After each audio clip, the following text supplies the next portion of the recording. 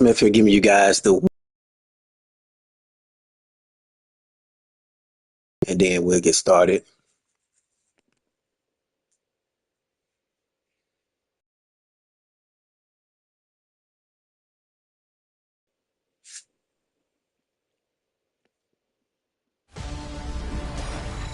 One month down, and what a month it was. I'm Scott Hansen. Here's your Week 4 edition of the EA Sports Weekly Recap.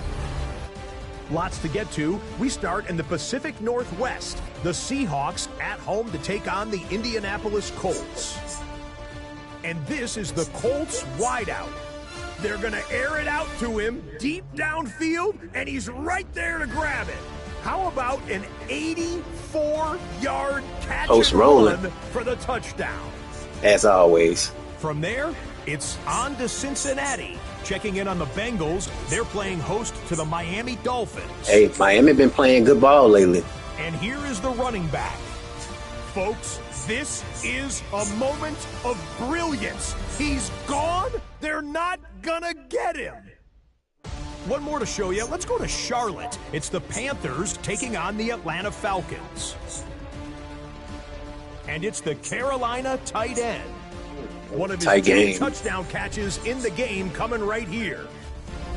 So that'll do it for us. 1 month of the season is in the books, and it will only get better from here. Until next week, I'm Scott Hansen. All right, 1 month is in the books. We already moving pretty fast.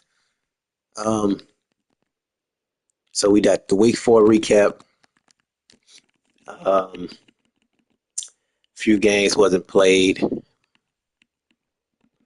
right, so we'll get started. Up top, Green Bay and Minnesota. So we do have interviews this week. Let's get that started. All right, so I have a check to see. All right, so we got Green Bay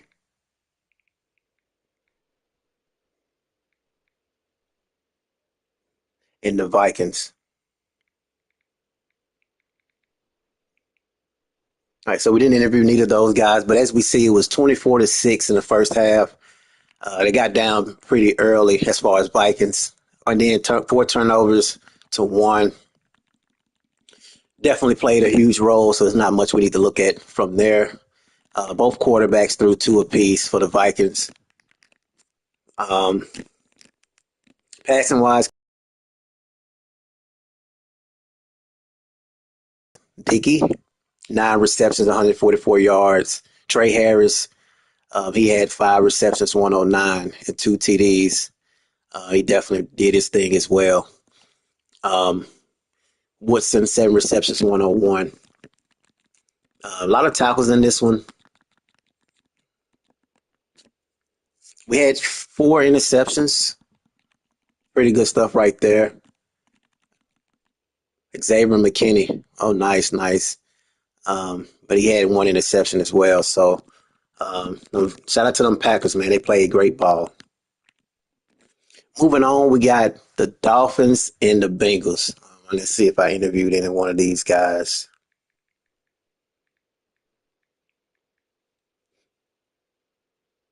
Let's see. Dolphins, Bengals. Nope. But Miami Killer been playing good ball. 42-35. The score was 28-21 in the first half. I would say that first half, that second quarter probably helped a lot for the Bengals. Turnovers was 1-1, and they also own the time of possession 21-18. Taking a look at the statistics, we see Joe Burrow 344, 4 TDs, 1 interception. C.J. Carr, he had 356, 5 TDs. A new rising quarterback right there from Michigan. Running back wise, Quincy Peoples absolutely went off. Wow, rookie. He's been playing very well from Arizona State. 224, 2 TDs. He also ran the ball 7 times with Saquon Barkley. That's the type of Miami that I'm capable of paying attention to as far as the strengths of Miami is to run the ball. When he won a Super Bowl, I think it was a couple years ago with the Colts, it was because he can run the ball, and I think this team here is a team that we might want to watch out for. Josh Downs, 7 receptions, 120. Jamar Chase, 5 receptions, 96 yards. T. Higgins had 6 receptions, 93, and 2 TDs. Oh, wow. 12 tackles from KJ Bolden. DJ Turner had 7. 2 interceptions. They split interceptions. And then we had 1, 2, 3, 4, 3 sacks from as far as the Dolphins defense, and then the Bengals had 1. But nevertheless, the Bengals was able to win, and they're undefeated as of now. This is a computer game, so we're not going to really worry about that. We played the computer. Next up we had was the 49ers and the Cowboys. I watched most of this game. Pretty tight for the most part. I think the Cowboys is two turnovers right there. And I think the Cowboys is losing because of the quarterback play. 2 interceptions. They did not re-sign Dak Prescott. So I did catch up with both users after the game. My biggest question to both guys, in particular, Massive, was could we potentially see Dak Prescott back in the Cowboys uniform as he's in free agency as of right now? Because I feel like that his presence as far as to command the huddle is definitely shown. And I think the Cowboys may make that decision sooner than later. Yeah, we look pretty good out there. We had some things happen on offense that Love made a few plays that we could have played a little better. But we feel like we're gonna let our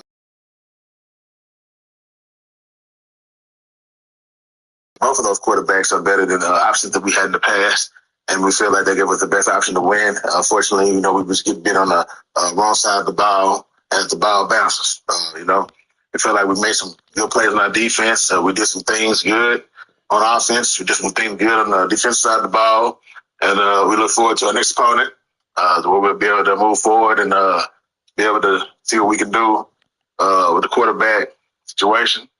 We feel like Love has played excellent. Dude made a couple mistakes, getting used to his receivers, his teammates. But really, the real telling tape is that we had some offensive line problems where one of our star linemen went down the very first game of the season, out for the season, and our linemen are now riddled with young guys who will prove themselves later on in the season.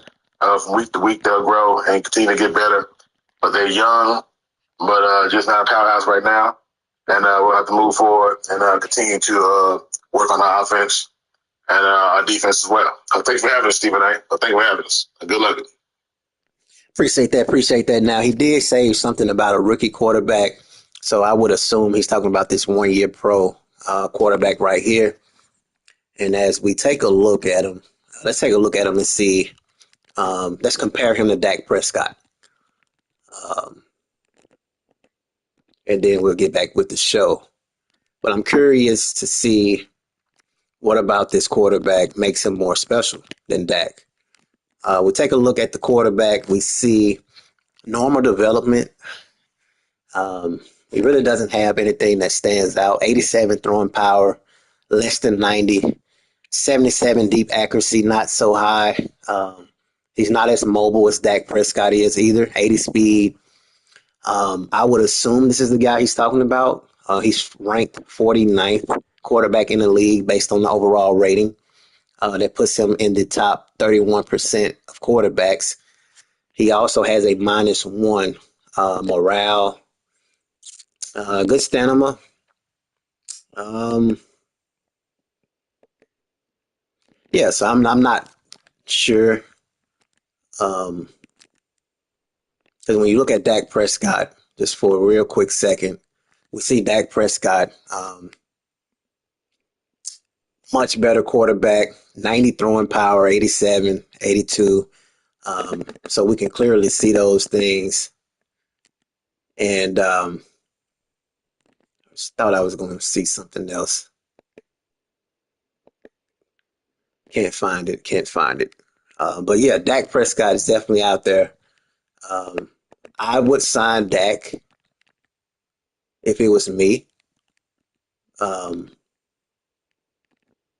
I just feel like that the Cowboys need some help as far as quarterback. So if it was me, I would sign Dak Prescott. 49ers did speak out, and I asked them, how did it feel to not have to worry about Dak Prescott under center? Was Jordan Love someone that maybe he was concerned about? And this is what he had to say.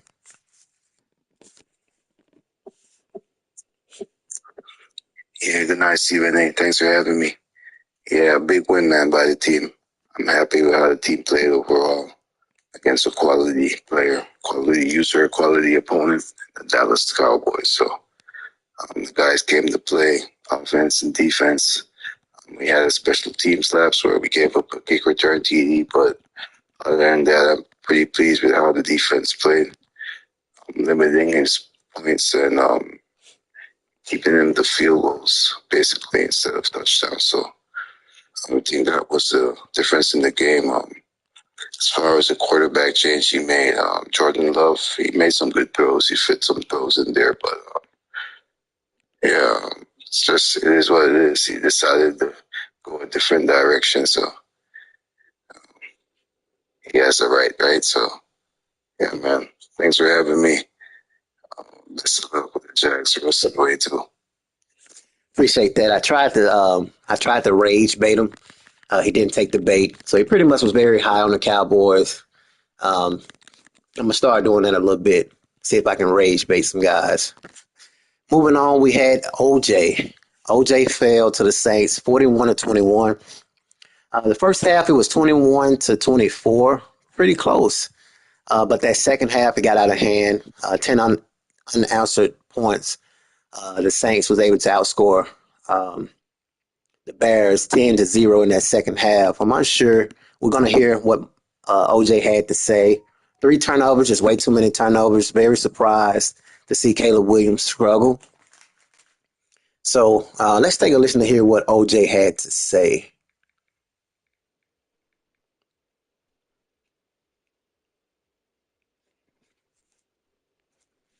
Aaron Smith, the hospital Bears lost. When you can't get out of your own way and you're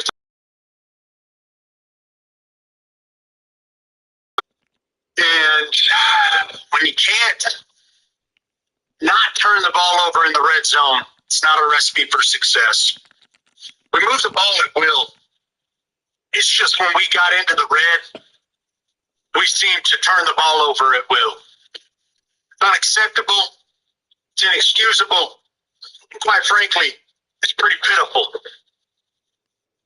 We are going to go back to the drawing board, see what's going on. We got to keep our head above water. We're 1-3, but I believe that we are only a half a game out of the NFC North this early. It's inexcusable, though. Got to keep our head above water. We got to figure out what's going on. Because if we continue down this path, it's not going to be good. And we ain't going to make the playoffs for the first time in my tenure. Yeah, that would be definitely surprising. As he mentioned, though, it's still wide open. But that loss did hurt a little bit. But the Packers have 2 losses as well.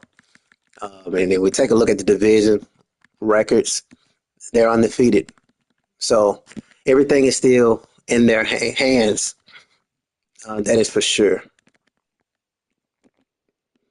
Moving on, I did interview his opponent, and that was Saints. Let's see what the Saints had to say. What's going on, Stephen A? It was an all-around good team game.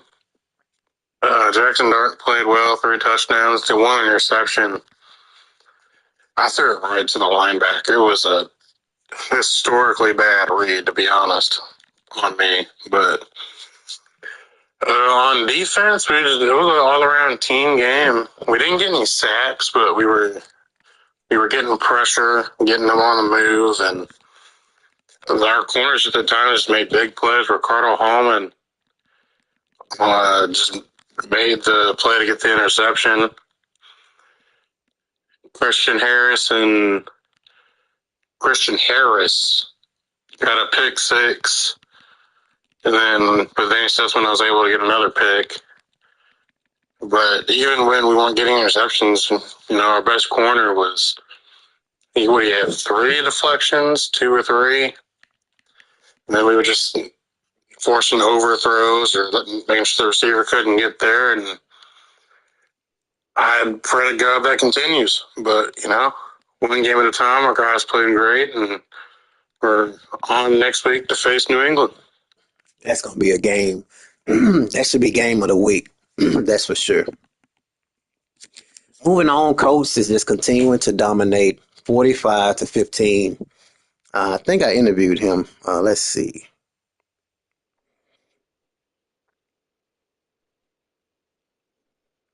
Oh, actually, we didn't bother him this time, but 45-15, complete dominance, 21-3 in the first half, no turnovers to 4.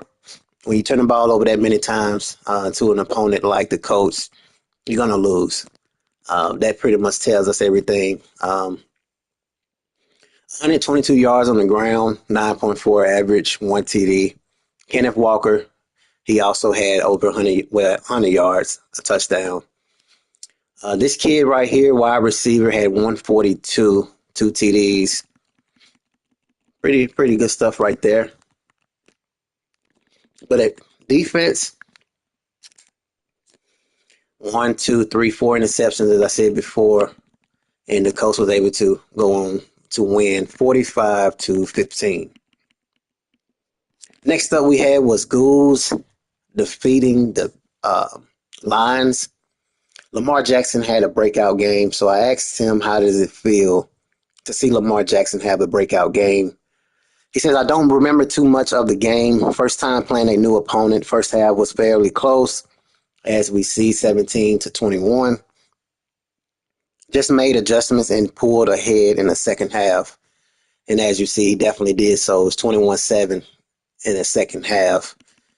Turnovers was 1-1. They lost the time of possession, but they controlled the game. They had outrushed them 126-51, and they outpassed them as well. Lamar Jackson, 4 passing TDs. Neither side really ran it as well. Wow. Damian Baker had 200 yards on the ground. In the air. As far as receiving yards, 200, 2 TDs. Eric Singleton Jr. had 5 receptions, 111, a touchdown. Charlie Godwin, 98 yards, 1 TD. So we see it was a lot of offense in this one, but it really came down to the Lions' inability to stop the Ravens' offense, from what I see. Moving on, Giants beat the Chiefs 28-14, 17-7 in the first half. 3 turnovers again. Patrick Mahomes has been struggling all his career. I'm interested to see if the Chiefs are going to decide to trade him. Isaiah Pacheco, 105. Theo Johnson had 135 yards. Defensively, wow, Sael Sally, he had 13 total tackles. 13 tackles, 4 solo, 9 assists, and then 3 interceptions by the Giants defense. You guys know this kid traded for Arch Manning, and I think I interviewed him as well. We'll see if he responded. Because I asked him, how does it feel to have a quarterback like Arch to show up and play well? Let's see if he was able to respond. Actually, I got to get his information, so I did not reach out to him, but it's good stuff right here. Moving on. Next up we had was the Rams and the Steelers. Rams surprisingly lost this one. We'll see what he had to say. Now, the Rams been rolling. They've been winning games, but this is a very good game, though, so it's not a shocker. So let's see what he had. What he said. So he's ineligible. His response was eligible because he can't handle. That's the beauty of being interviewed, is because you got to be able to handle the losses. So as you guys can see, 45-52. Turnovers was 2-4. That's way too many turnovers. Four total turnovers, man, is just something that you just cannot afford to do against a very good opponent. Both of these guys slung it all over the field. James Peoples had 228. I think that had the big that should have had a lot to do with this game. 236 to 46 rushing. That is complete domination. And then when we look at the rushing, and we see the Rams really ran the ball 11, 13, 15, 16 times, but they did not run the ball well. 3.8, 3.0. I mean, it just wasn't getting anything going. That says a lot about this kid from the Steelers. He's a very, very good opponent.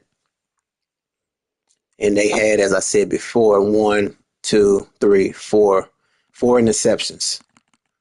And they had one by their rookie Madison Gunter. He had an interception. Mike linebacker from Tennessee State. But yeah, you got to be able to respond after losses. That's the main reason why I've been doing that. He said, who cares? All right, moving on.